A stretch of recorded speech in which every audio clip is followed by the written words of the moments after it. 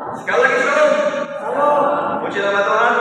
Pada kesempatan ibadah ini, saya ingin bagikan berkat firman Tuhan untuk jemaat sekalian yang saya pilih dalam kitab Perjanjian Baru, yaitu kitab Filipi pasal 3 ayat 13 sampai ayat 14. Filipi pasal 3 ayat 13 sampai ayat 14, firman Tuhan yang tidak asing untuk jemaat Tuhan sekalian. Kita sama-sama membaca dalam firman Tuhan ini dengan sukacita, dengan segenap hati kita. Jika jemaat Tuhan bisa temukan, silakan katakan amin. Judul dari firman Tuhan ini adalah kebenaran yang sejati. Ayat 13 dan ayat 14 kita bacakan bersama-sama. 1, 2, 3. Saudara-saudara, aku sendiri tidak menganggap bahwa aku telah menangkapnya, tetapi ini yang kulakukan. Aku melupakan apa yang telah belakangku dan mengarahkan diri kepada apa yang di hadapanku, dan berlari-lari kepada tujuan untuk memperoleh hadiah, yaitu panggilan surgawi dari Allah dalam Kristus Yesus. Ya, amin. Sabda firman Tuhan dikatakan berbagi oleh firman Allah, yaitu setiap kita yang mau mendengar firman Tuhan itu dan mau melakukannya dalam kehidupan hari lepas hari. Dari firman Tuhan ini saya beri tema untuk kita renungkan bersama-sama seperti yang tertera di depan, yaitu hidup dengan arah dan tujuan dalam Kristus. Ya Bapak Ibu Saudara, setiap Bapak Ibu Saudara perlu menentukan arah dan tujuan hidup Bapak Ibu pastinya. Mau dibawa kemana hidup Bapak Ibu Saudara, arahnya, tujuannya mau dibawa ke arah mana?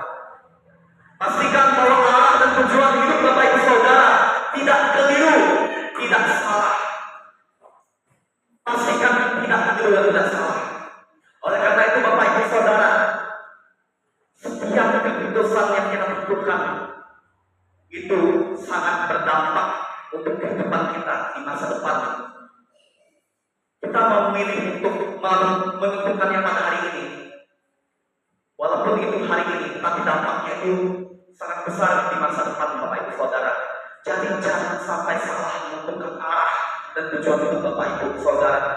Di tahun 2026 ini Bapak Ibu, marilah kita menentukan arah dan tujuan hidup kita dengan benar, yang terarah, tepat menurut kehendak Tuhan. Karena itu pasti mendatangkan kebaikan dalam hidup kita di masa depan kita.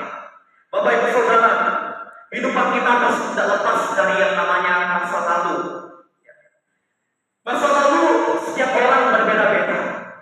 Ada masa lalu yang buruk pasti dari setiap pribadi manusia. Tetapi bagaimanakah kita meresponi masa lalu yang buruk itu? Jika kita menyadari setiap pribadi masing-masing kita mempunyai masa lalu yang buruk. Bapak Ibu Saudara yang dikasihi Tuhan Yesus, kalau kita merenungkan tentang masa lalu seorang Paulus di masa lalu adalah orang yang sangat kejam Bapak Ibu Saudara. Alkitab menceritakan bahwa sebelum Paulus bertobat, dia orang yang sangat kejam menganiaya umat Kristen.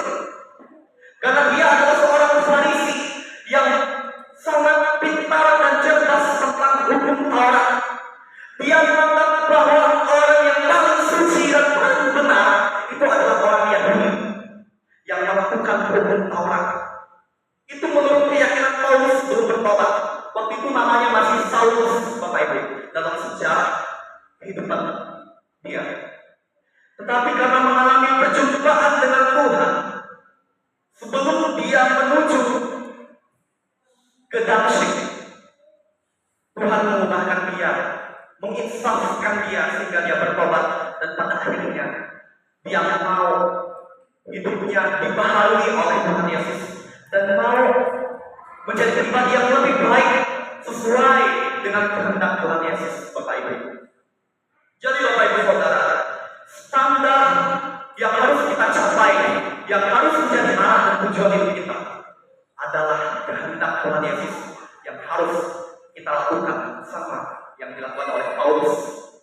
Paulus melupakan masa lalunya yang buruk itu, yang kejam, yang menganiaya, menyiksa umat Kristen di masa lalunya, dan dia mau berubah untuk dibaharui menjadi alat yang dipakai Tuhan untuk hidup memuliakan Tuhan, hidup melakukan kehendak Tuhan, Bapak Ibu Saudara.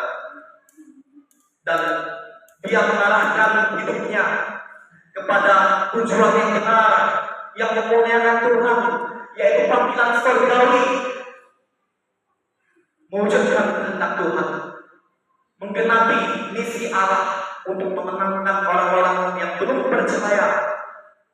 Dan Paulus melakukan misi untuk memberitakan Injil, Bapak Ibu Saudara, kepada bangsa-bangsa yang bukan bangsa Yahudi, yang bukan bangsa Israel.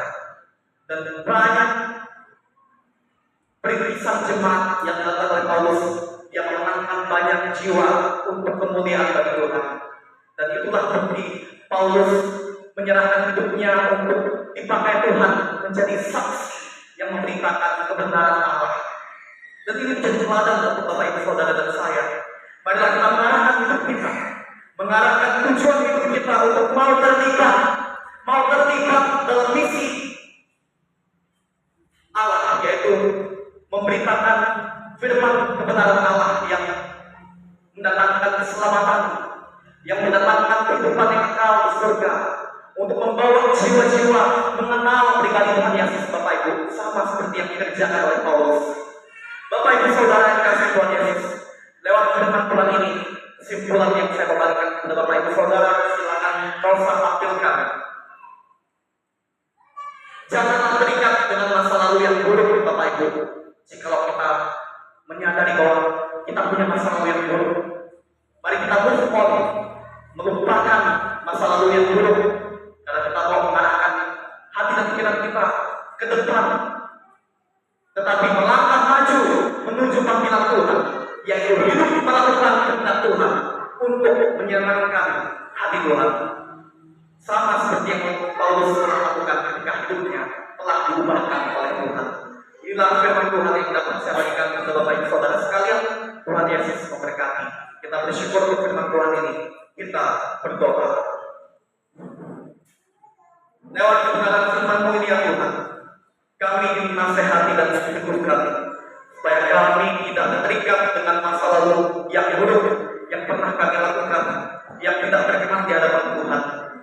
Kami mohon ya Tuhan, Engkau pimpin kehidupan kami di sepanjang tahun 2026 ini, agar kami semakin meningkatkan kehidupan yang berkualitas, yaitu melakukan kehendak Tuhan, melakukan perintah Tuhan, melakukan firman Tuhan lewat kehidupan kami, lewat setiap keputusan kami, lewat tindakan kami yang sesuai dengan kehendak Tuhan, untuk menyenangkan hati Tuhan, untuk hidup kemuliaan Tuhan. Sehingga lewat itulah kami percaya hidup kami pasti selalu diberkati oleh Tuhan. Masa depan kami juga pasti diberkati oleh Tuhan. Terima kasih Tuhan untuk sabda firman-Mu yang sudah meneguhkan kami pada kesempatan ini. Dalam nama Tuhan Yesus kami berdoa dan ucap syukur untuk firman-Mu. Haleluya. Amin. Saya mengajak jemaat Tuhan untuk berdiri. Mari kita bersama-sama mengucapkan pengakuan iman rasuli kita sebagai umat yang percaya kepada Tuhan Yesus. Kita ucapkan pengakuan iman rasuli bersama-sama. 1, 2, 3. Aku percaya kepada Allah, Bapa yang Maha Kuasa, Khalik langit dan bumi, dan kepada Yesus Kristus, Anaknya yang tunggal Tuhan kita, yang dikandung daripada